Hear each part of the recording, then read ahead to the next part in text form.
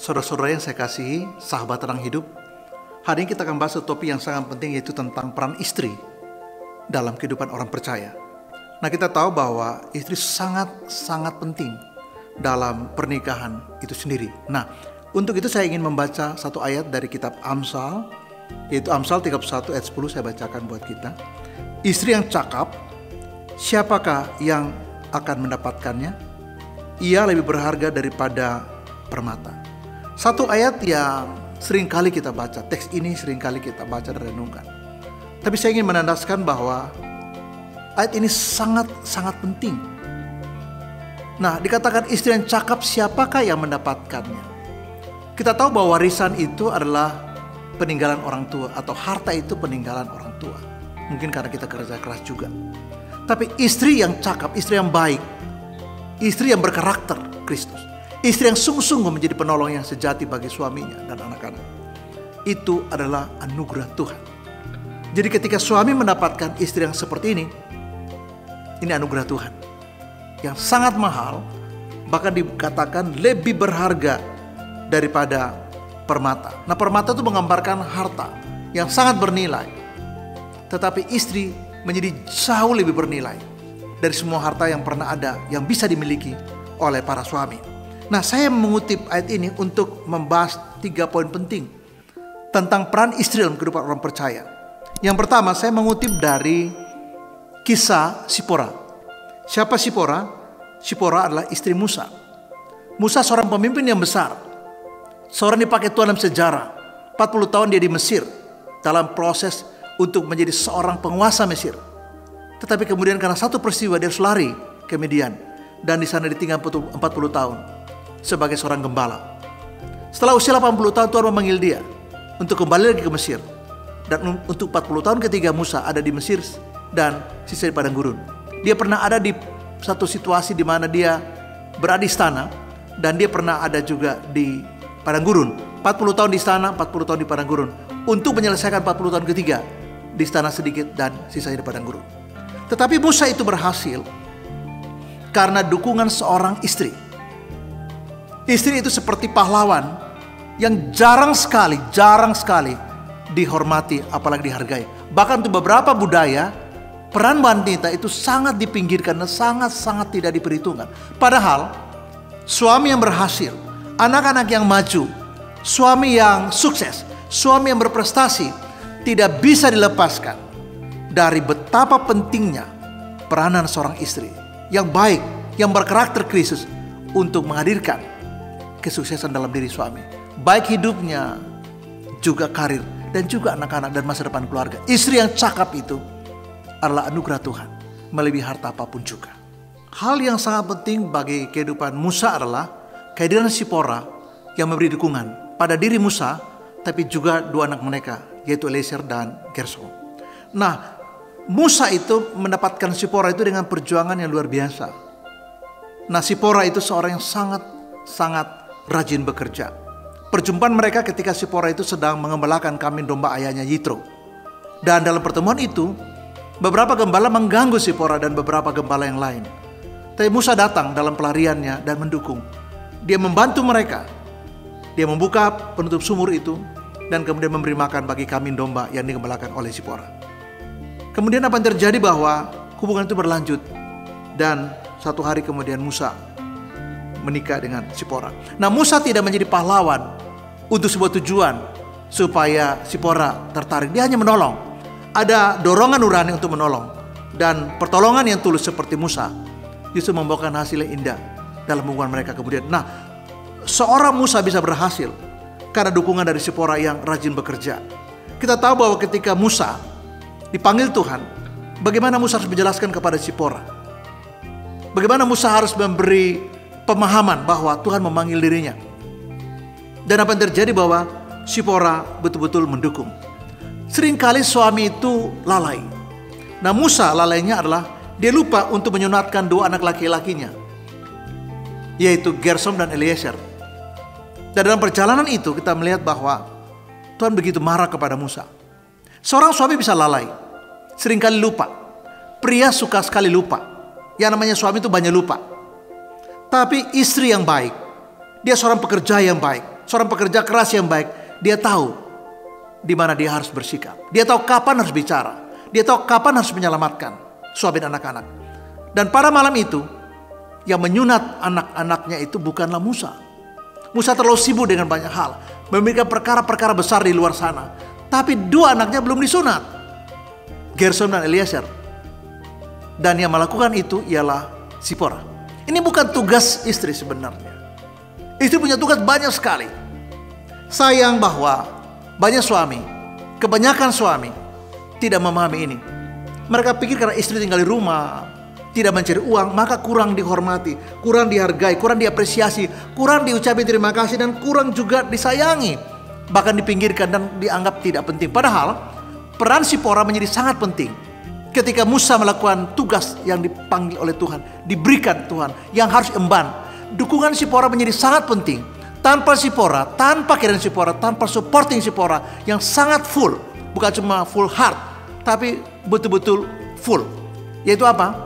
Yaitu Sipora memberi dukungan dengan perjuangannya sebagai seorang istri terhadap suami dan dua anaknya. Karena kita tahu bahwa Musa pernah bawa mereka, tapi kemudian mengembalikan mereka lagi ke Yitro. Karena Musa harus berjuang dengan lebih berat dan Sipora harus mengurus anak-anak, dan mereka terpisah. Ini pengorbanan seperti apa? Tapi itulah yang diawali oleh Musa, dan Sipora belajar untuk memberi dukungan. Dia seorang pekerja keras, dan istri yang baik adalah seorang yang bekerja keras untuk mendukung kehidupan keluarga, suami dan anak-anak tercinta.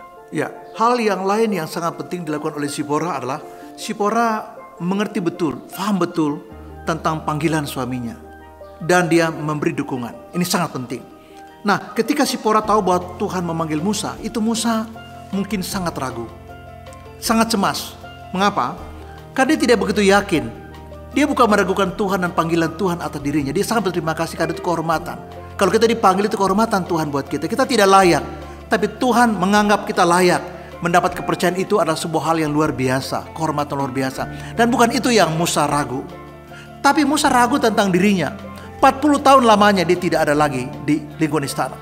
Semua hal sudah berubah. Politik berubah, hukum berubah, undang-undang berubah, kebijakan berubah, moneter berubah, kehidupan sosial berubah. Dan banyak hal terjadi seputar istana itu tidak lagi diketahui oleh Musa. Karena apa?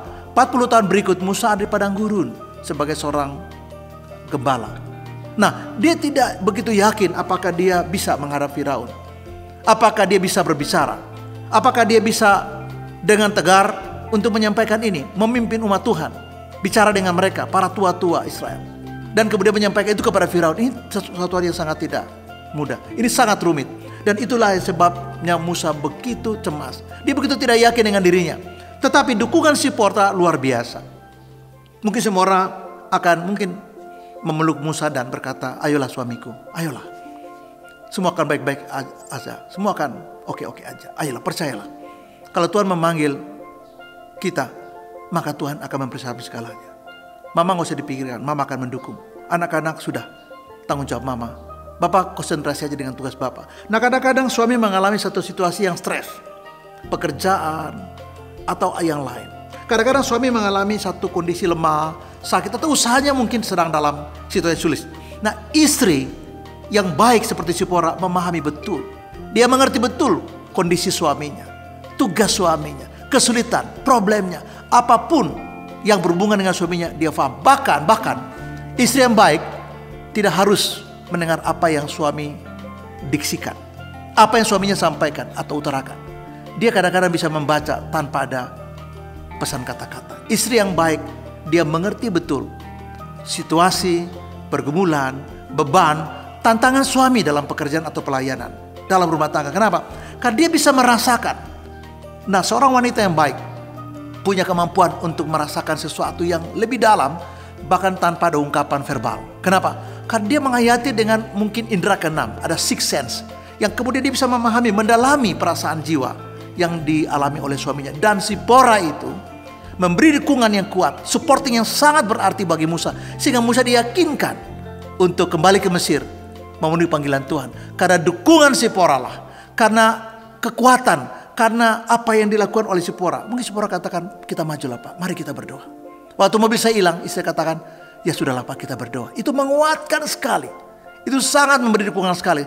sehingga tidak usah ada beban yang harus saya pikul sendiri. Karena istri yang baik bukan hanya dia mengerti situasi kita, pekerjaan, beban, tanggung jawab, mungkin stres juga, tapi dia mendukung dan mendoakan kita. Dan itulah istri yang baik yang ditampilkan oleh seorang Zipora. Hal yang terakhir yang sangat penting yang dilakukan Zipora kepada Musa sebagai istri yang baik, yang sangat berharga di mata Tuhan, di mata suaminya Musa, di mata anak-anaknya Gersom dan Eliezer, adalah Zipora rela karena cintanya berkorban. Nah, cinta itu, kasih itu selalu berkorban.